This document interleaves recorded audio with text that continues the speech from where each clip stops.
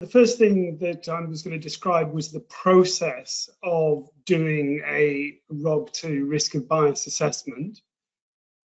Julian, you're not reading my mind too well, but there you go. So here's the process that is for each outcome or each key synthesis meta-analysis in the review. So for each study, we're going to specify the result being assessed, bearing in mind that sometimes more than one result is reported for the same outcome domain.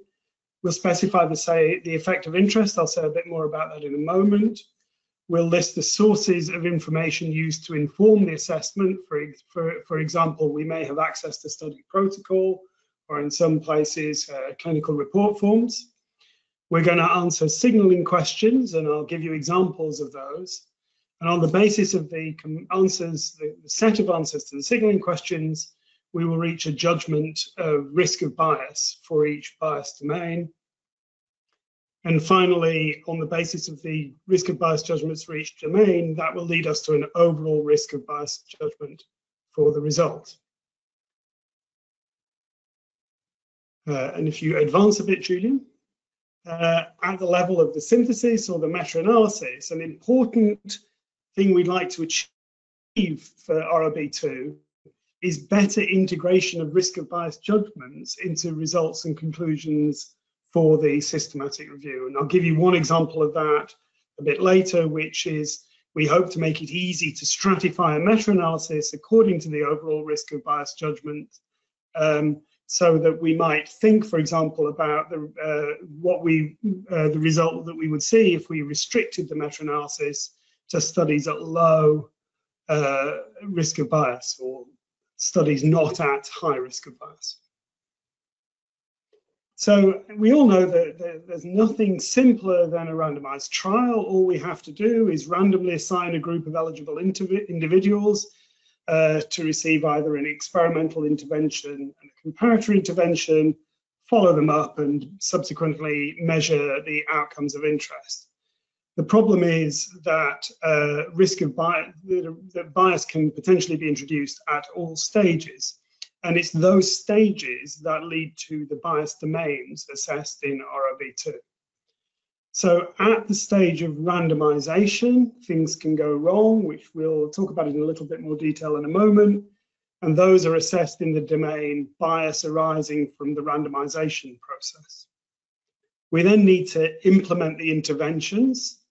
And implementation of the interventions can go wrong either because more things are done and done in a way that's not imbalanced in the group, between the groups than we intended when we wrote the protocol, or some components of the interventions that we intended may be omitted and in a manner that influences the outcomes.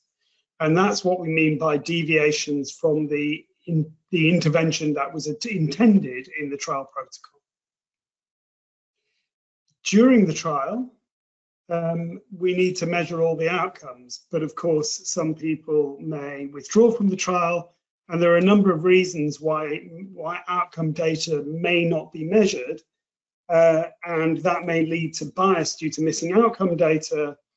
I'm not going to say more about that here, but we've really tried to focus on modern understanding of the reasons that bias may arise due to missing outcome data. And so that domain is greatly changed compared to the first version of the tool. We then, in the people in whom we measure the outcomes, those outcomes need to be measured in a way that does not introduce bias, and so that's assessed in the domain bias in measurement of the outcome.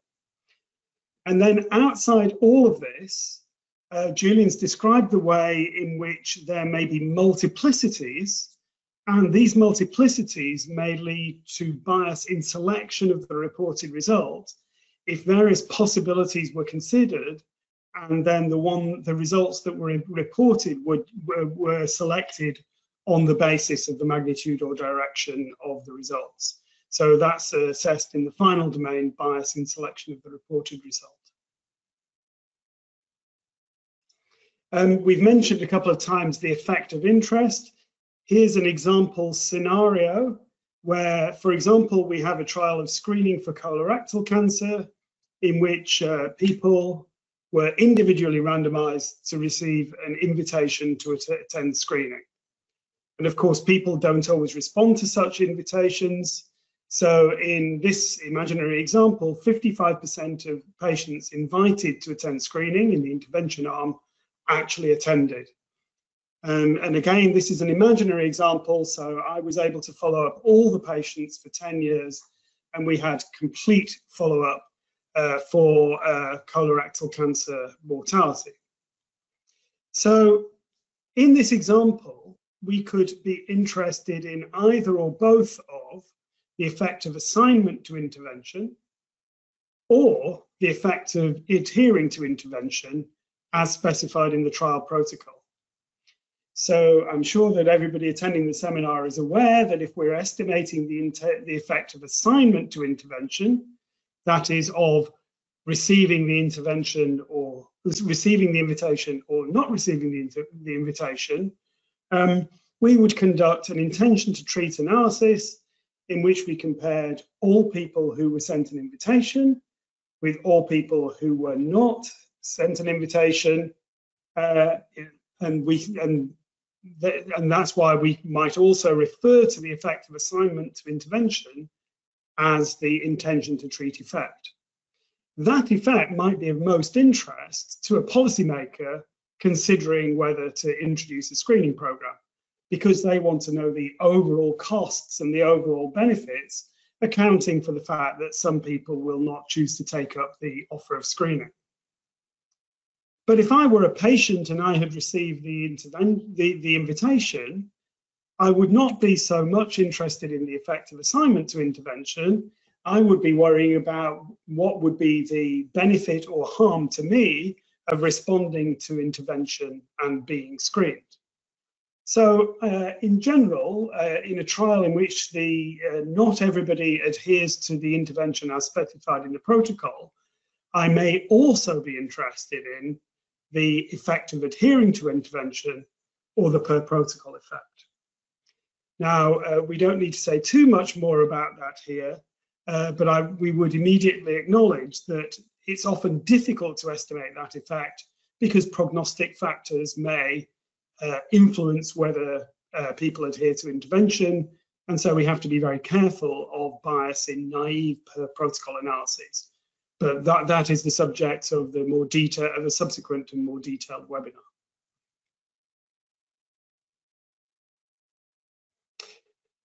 So we've already said that an important feature of RoB2 is the use of signaling questions and that the way that they lead to risk of bias judgments. The aim is that answers to signaling questions increase transparency. So for every question, review authors are asked to respond either yes, or probably no, or no information. The users of the first version of the tool will note that there is no unclear here. So no information means there is no basis on which to answer the question, but wherever possible, if there is a basis on which to answer the question, you're encouraged to answer yes or no, and if you're having to rely on some level of judgment, you may wish to respond probably yes or probably no. Now, on the basis of those answers to signaling questions, we have algorithms that map the answers to all of the signaling questions for the domain to risk of bias judgments. And those judgments are low risk of bias, or some concerns, or high risk of bias. For the purposes of the algorithms, the answers probably yes and yes are treated in exactly the same way, and the answers probably no and no are treated in exactly the same way. And review authors are at liberty to override algorithms if they feel that there is a reason in their particular context that, for example, they may have concerns that put a study at high risk of bias for the domain, even though, for example, the algorithm suggested some concerns. And then overall, there's a simple way to map the domain-specific judgments to the overall risk of bias judgment, which means that which is that the overall risk of bias is the worst judgment for any domain.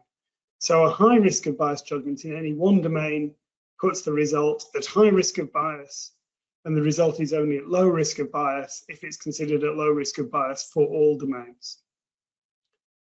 That also can be overridden. Now, we're just going to illustrate the signaling questions for the first domain, bias arising for the randomization process. And for that domain, and I'm not going to justify the questions or explain how they should be answered, I'm just going to show you that there are 3 questions. Firstly, was the allocation sequence random? Secondly, was the allocation sequence concealed until participants were enrolled and assigned to interventions? And thirdly, did baseline differences between intervention groups suggest a problem with the randomization process? You'll see that, sorry, if you could go back for a moment, Julian. I just wanted to comment that we've formulated the questions in the way that we feel works most naturally, regardless of whether yes means higher risk of bias or lower risk of bias. So for question 1.1, the answers yes or probably yes imply lower risk of bias, and so are shown in green and underlined, while the answer probably no or no suggests higher risk of bias and is shown in red and not underlined. That's the same for question 1.2, but for question 1.3, it's the other way around, and so yes or probably yes implies a higher risk of bias. An important piece of feedback that we received a while ago was that trying to make the direction of the questions lead to always trying to formulate the question so that yes or probably yes always had the same implications made them much harder to understand. If we move to the next slide, please, Julian. So I'm now just going to illustrate how the answers to the signaling questions lead to risk of bias judgments. This is illustrated by flowcharts, and in the flowcharts, we've just shown them in the simplest way, rather than in the order in which the questions were answered. So we start with 1.2, was the allocation sequence concealed? And if the answer to that is no or probably no, that leads to a judgment of high risk of bias, and that won't be a surprise to anyone familiar with version 1 of the tool. If the answer to the question is yes or probably yes, then we ask, was the allocation sequence random? And then if the answer to that question was yes or probably yes or no information, we consider whether baseline imbalances suggested a problem with the randomization process. If the answer to that was no or probably no or no information, we map to low risk of bias. If for the same flow to question 1.3, baseline imbalances did suggest a problem with the randomization process, we would map to some concerns. If under the same flow, the allocation sequence was not random, we'd map to some concerns. And if there was no information on whether the allocation sequence was concealed, we would consider whether baseline imbalances suggested a problem. If no, or probably no, or no information, we'd map to some concerns. If yes, or probably yes, we'd map to high risk of bias. Now, it's not the time in this webinar, which is an overview, to explain why we reach those judgments, but I would note that an important part of this is that the answer no information always leads you to a mapping, but you'll see that the way in which no information leads to a mapping depends on the particular question. I've already explained that the simple rule for mapping to overall risk of bias is that it's the worst for any of the domains, and that's what's shown here, except that, and we've also shown for the bottom row, that there is a discretionary override, and in this example, there were some concerns for 4 of the 5 domains, so the review author chose to say that overall the study was at high risk of bias. Just going to mention the adaptations of RoB2 for two special types of trial design. Firstly, for cluster randomized trials, the adapted version of the tool addresses issues that differ compared with individually randomized trials, and they include bias arising from the timing of identification and recruitment of participants, which is in an additional domain.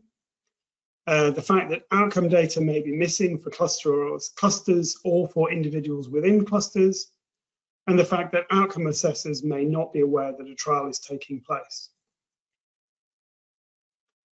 And then for crossover trials, just to remind you, in a parallel group design, we take eligible individuals, and in this study of whether the Society Cafe's lattes are better or worse than the Little Victories Cafe lattes, we individually randomize our participants to receive one sort of latte, and we measure their satisfaction with their beverage. In a crossover trial, by contrast, we take individuals and we randomize them to receive each latte in random order. So in the first period, you may receive the latte from one cafe or the other. There's a washout period, for example, when you eat a croissant and remove the taste. And then at that point, you get your second latte from the other cafe. And then you make your comparisons within individuals. Next, please. So issues addressed in the adapted tool for crossover trials include bias due to period effects. Then on average, the assessment of the second latte may differ from that of the first, perhaps because you've already had enough caffeine for the day. Bias due to carryover effects, if you can still taste the first latte when you try the second one. And the potential for selective reporting of first period data, because it's always possible to take data from a crossover trial and report just the first period as if it were a parallel group trial. Finally, we just wanted to mention the way in which we hope it will become much more common to incorporate findings from the risk of bias assessments into the systematic review. Often, in both Cochrane and non-Cochrane reviews at the moment, the risk of bias assessment's done, but then all the studies are meta-analysed, and the implications of the risk of bias assessments are simply a narrative discussion of risk of bias at some point in the discussion section. We hope it will become common and even the default to produce a forest plot stratified by risk of bias, by the overall risk of bias for each result, which is what's shown here. And that will lead people more often to consider a primary analysis restricted to studies at low risk of bias or studies at low risk of bias and with some concerns. And it'll be possible to explore the impact of risk of bias further by examining whether between trial heterogeneity is explained by the risk of bias. There'll be more about this in the 7th webinar in this series. And because the assessments are outcome and result specific, this should be done for a number of the outcomes or all the outcomes in the summary of findings table.